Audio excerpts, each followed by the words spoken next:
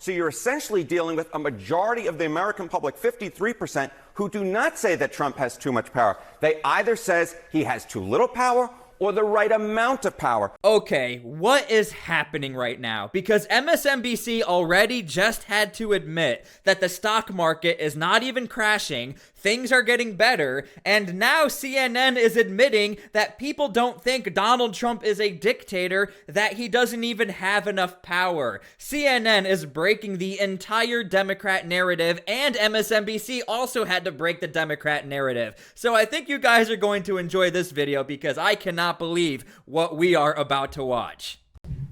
I think there was this concern among some folks that Donald Trump would come in for a second term and kind of be a lame duck. He ain't no lame duck. If anything, he's a soaring eagle. What am I talking about here? Let's talk about Trump executive orders in 2025. He's already signed 111 so far. That is the most at this point in a presidency in at least 100 years. In fact, it's the most in any single year, and we're only in April, since Harry S. Truman in the early 1950s.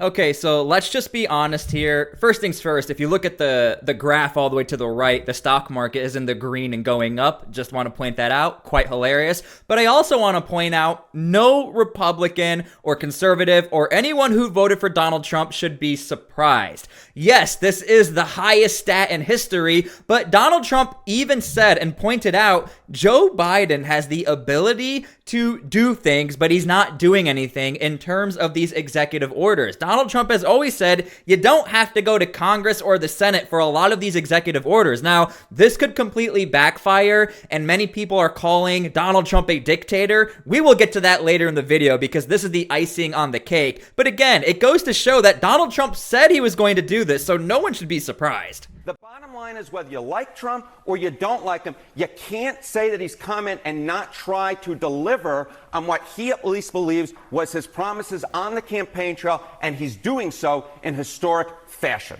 How are people reacting to and feel about Trump's approach? Yeah, okay, so Trump's approach here, what are we talking about? Trump's approach to presidential power.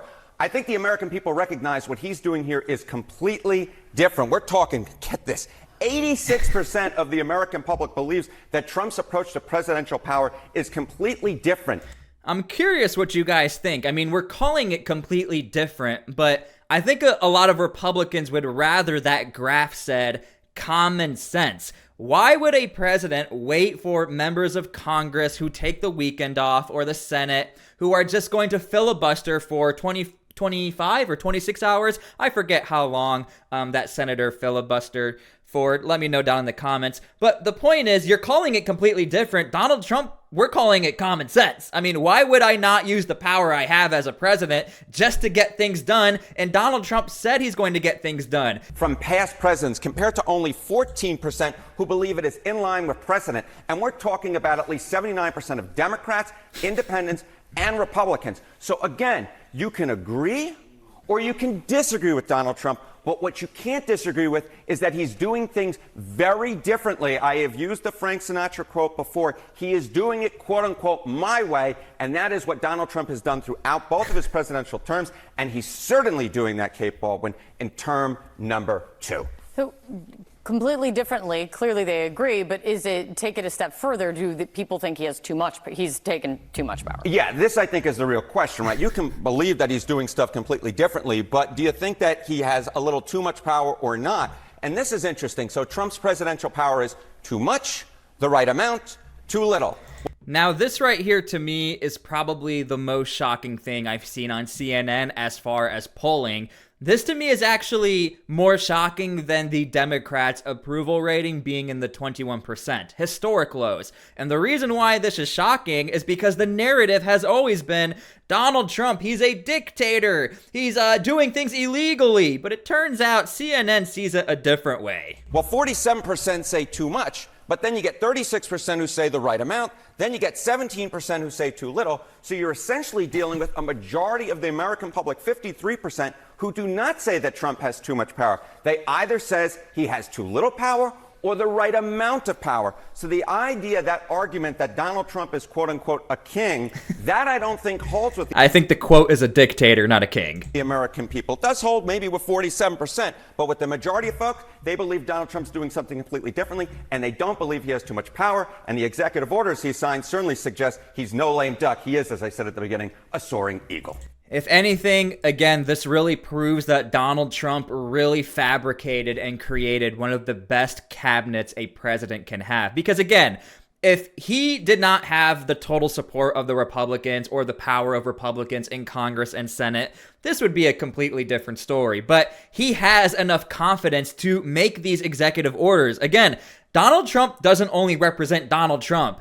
His reputation also represents everybody else, because if you're a congressman and you support Donald Trump, again, everything affects everything within the ecosystem of Republicans, and we're seeing it. If a Republican sticks his neck out and goes against the grain of the Republican Party, let's be honest here, a lot of Republicans get really concerned with, can we trust this guy? All right, so this to me is very, very shocking information. If anything, I think CNN owes us an apology because of all of the news anchors who get on CNN every night and call Donald Trump either a dictator or a king or saying he's abusing his power. It turns out people don't even think that's the truth. So what does that tell you? We are currently living through a president who wants to be a dictator.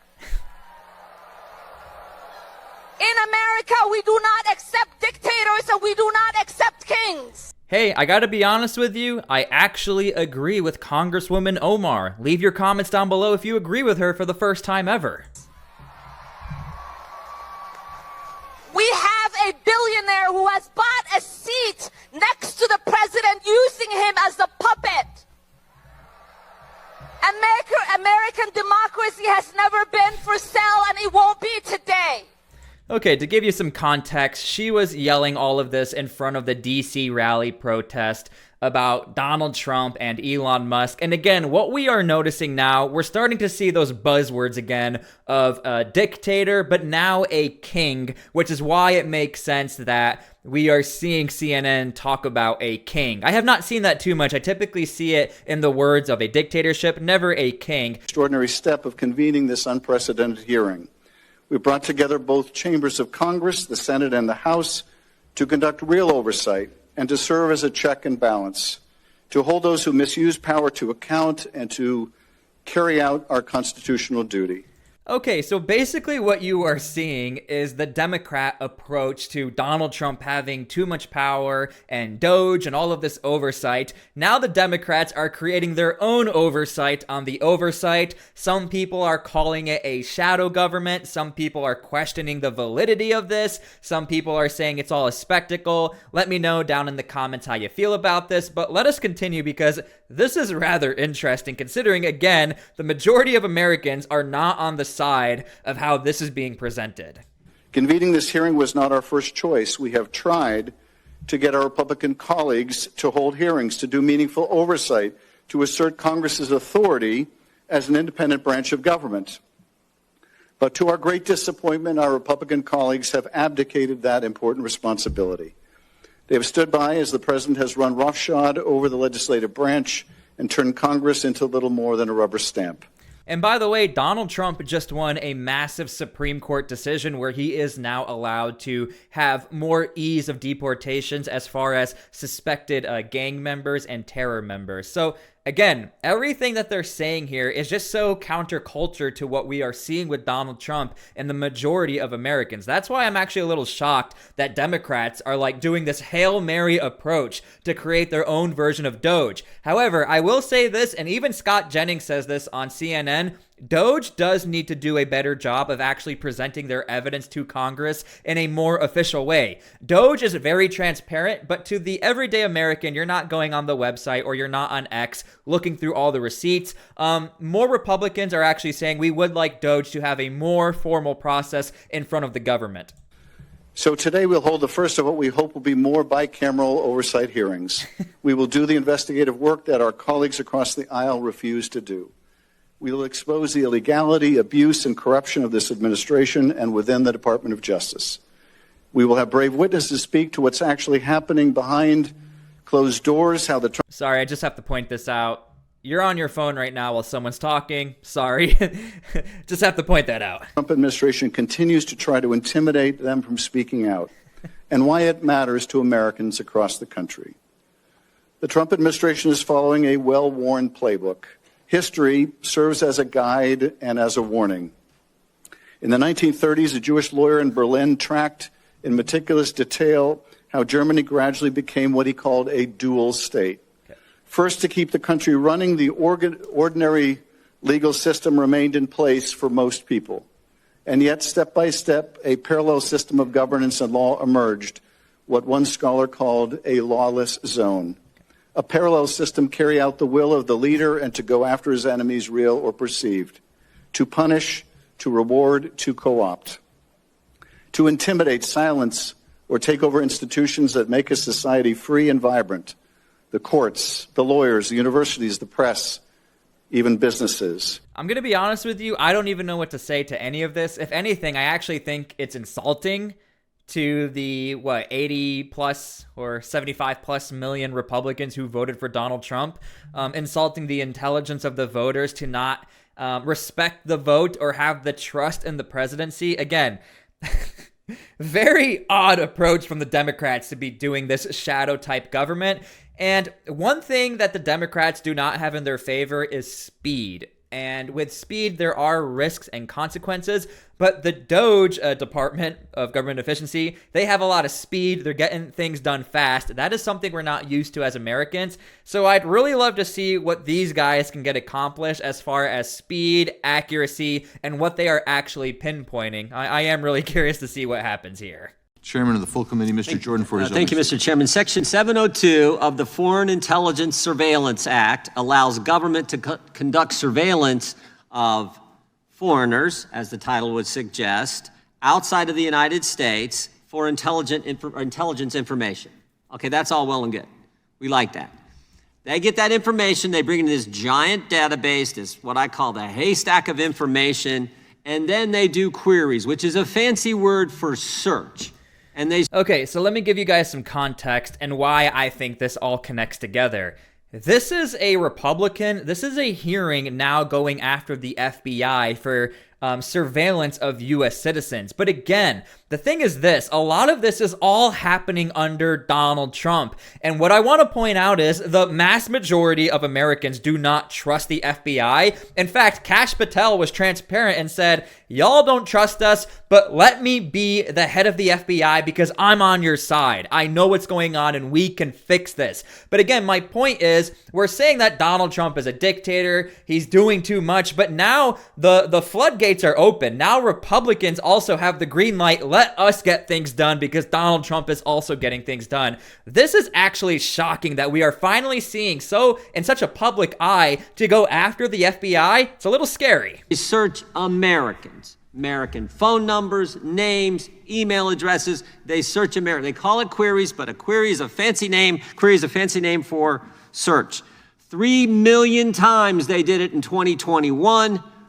And here's the kicker. The FBI, when they did all these searches, didn't even follow their own rules. You don't have to take our word for it. The Inspector General said 278,000 times the FBI didn't even follow their rules for conducting these searches on Americans, not foreigners. So the ranking member's right. We got 12 months from now when we get a chance to go at this issue again. We were close last time. We lost the warrant requirement in a vote, 212 to 212. I'm going to do everything, and I know the chairman is, and I appreciate the ranking member's comments. We're going to do everything we can to make sure we have that warrant requirement. Here's the way it works in our country. If you're an American citizen and the government wants to go look at your stuff, they got to go to a separate and equal branch of government and get a warrant. It's pretty simple. That's what we want. Plain and simple. And we were one vote away from passing it in the House. Who knows what would have happened in the Senate. But I know I'm committed. I know the chairman of the subcommittee is committed, and the ranking member, I appreciate what he's done over the years in defending the Constitution, the Bill of Rights, and we look forward to working with him on this issue. And look, again, the fact that we have Kash Patel here, who's well aware of what's going on, he's even said during his hearing, you guys don't trust us. It's like 60% plus of Americans do not trust us. And with Donald Trump now in power, I'm sure Democrats can finally get on board with Republicans that we need to fix this issue. If you're an American citizen and we know there are powers above our heads who can do things to us and we don't know about it, why wouldn't we all be on the same side? Is it because Donald Trump is here? Who knows? Anyway, hope you guys enjoyed this video. Rather shocking news from CNN that they're actually giving Donald Trump a little bit of praise here, or at least the voters a little praise. So anyway, thank you guys for being here. God bless, and we'll see you guys later.